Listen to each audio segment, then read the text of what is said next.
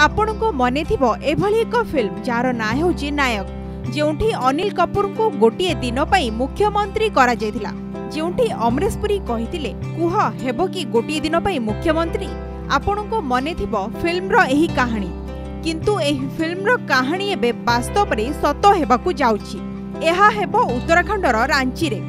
उत्तराखंड मुख्यमंत्री हेउचंती त्रिवेंद्र रावत, किंतु एबे जनवरी 24 को गोटे दिन पई मुख्यमंत्री आउ काहाकू कराजिबो। से हेउचंती हरिद्वार रो सृष्टि गोस्वामी। सृष्टि गोस्वामी गोटे दिन पई उत्तराखंड रो मुख्यमंत्री हेबे।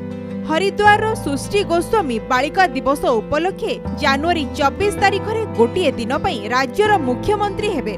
मुख्यमंत्री त्रिवेंद्र रावत एने मंजूरी प्रदान करिसंती। एही प्रतिभाशाली भाग्यवान झियो सृष्टि गोस्वामी हरिद्वार रो दौलतपुर रे रुहंती।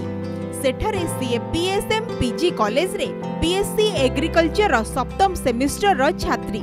से पूर्वरु अनेक थर पई अंतर्जातीय बालिका दिवस रे अनेक कार्यक्रम रे भाग नै सारिछंती। मे 2018 रे से उत्तराखंड रो बाल विधानसभा रे मुख्यमंत्री होइथिले। सृष्टिंको पिता प्रवीण जणे व्यवसायी होइथिबा बेले मां सुधा गोस्वामी गृहिणी अटंती। तेबे 24 जनवरी को गोटे दिन पई उत्तराखंड रो मुख्यमंत्री हेबाकू जाउछंती। से तांकर गोटे दिन रो मुख्यमंत्री हेबार उद्देश्य हेउची छात्री और बालिका माननकू सशक्तिकरण कराइबा। जनवरी 24 तारिख रे आयोजित कार्यक्रम रे पूर्त विभाग, पर्यटन विभाग और जलसेचन विभाग और महिला सशक्तिकरण विभाग सचिव माने उपस्थित रहिबे।